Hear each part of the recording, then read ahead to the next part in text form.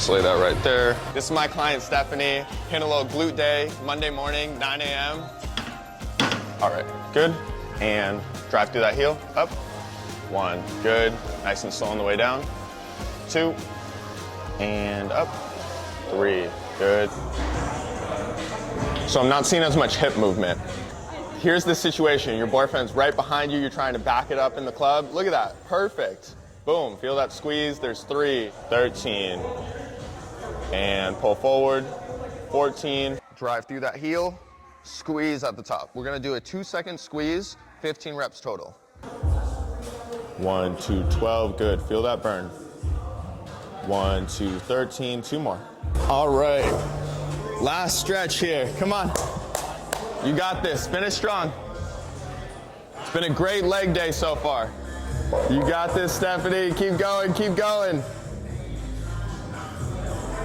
And all the way, boom, there it is. Double high five, great work today. All right, guys, we're back at the gym. It's 8 p.m. at night. It's time for me to hit my workout. Let's make sure that the chain is tucked in so it's not hitting the mic. I typically don't do these accessory movements, all these machine work stuff for my leg day. For the past few years, I've just been focusing mainly on sumo deadlift. 1, 2, but recently I had a little hamstring injury, and so now I am doing some rehab work with all these machines, just until my hamstring is back to full strength. 1, 2, 14, last one. Ooh.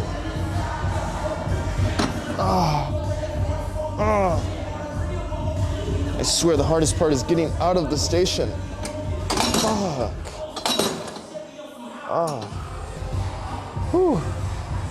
I typically rest 1.5 minutes to 2 minutes each set, just depending on how intense it was.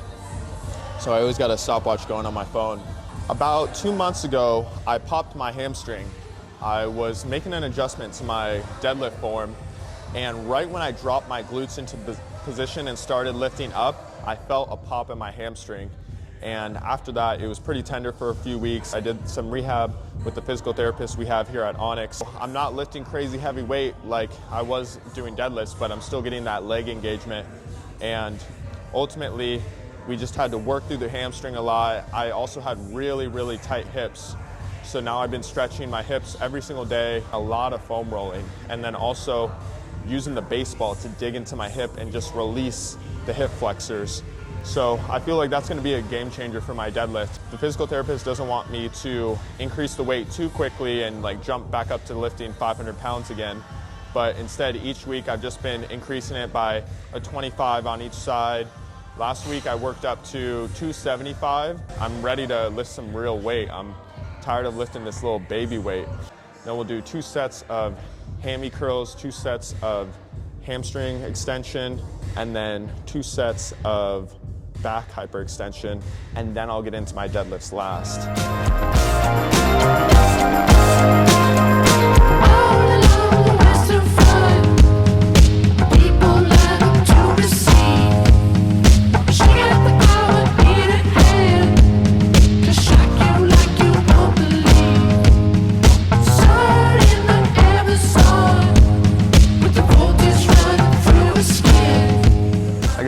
You guys, I think doing these machines is so freaking boring.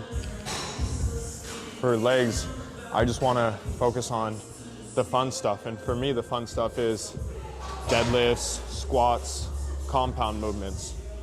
But sometimes in life you got to do things you don't want to do, and that's just part of being a disciplined human being in life. When I was studying for my personal training certification, I read about how the body naturally seeks the path of least resistance. But it's funny because when we're training to build our body, we should be seeking the path of most resistance. For example, if I did my eccentrics very quickly on this one and I'm just lifting it up and down super quick, I could have done probably 25, 30 reps with that weight. But with the 2-second pause at the top and the slow eccentric down, I was struggling to get to 15.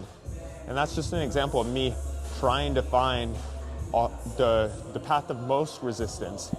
Make each exercise the most difficult you can, because the whole point is to tire yourself out. Challenge your body, challenge your muscles. That's how you grow, through pain, through difficulty, through challenge. So. With the voltage running through her skin, standing there with nothing on. She gonna teach me how to swim. I said, ooh, girl, it shocked me like an electric eel. Baby girl, turn me on your electric field. I said, ooh, girl, shock me like an electric eel. Baby girl, turn me on your electric field. It is the moment we've all been waiting for. It is deadlift time.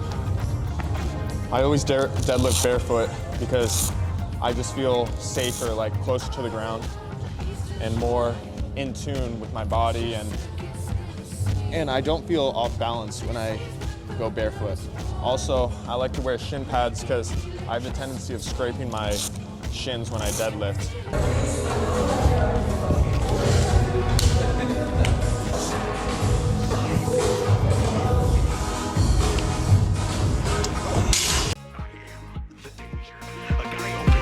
Gets shot, you think of me?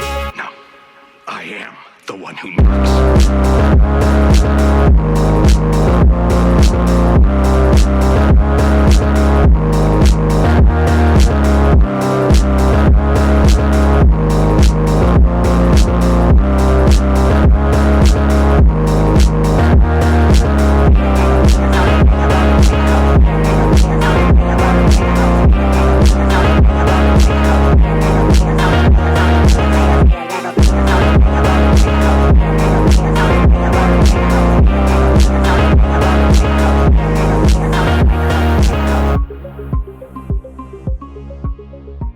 Sometimes when I'm talking to people, they say, but why don't you decrease the reps when you go up in weight?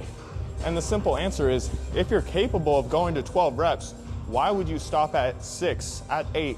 Unless you're conserving your energy for a big lift, like your top set, go until failure. You're trying to challenge your body. I don't see why you'd be holding back. I don't see why you'd be holding back and leaving gas in the tank, essentially.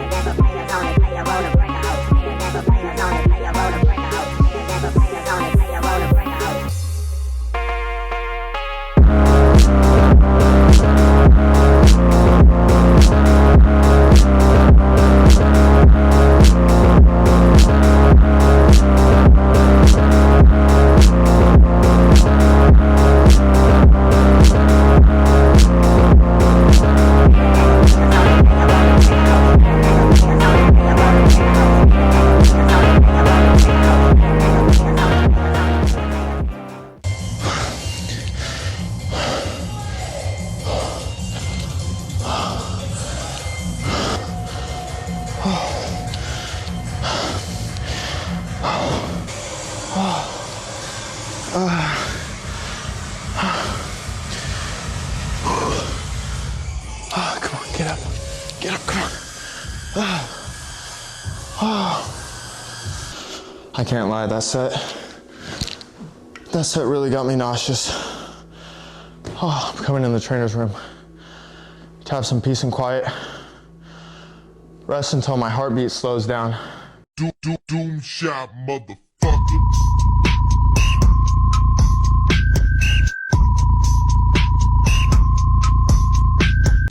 All right, guys, we made it back home after that tough leg day.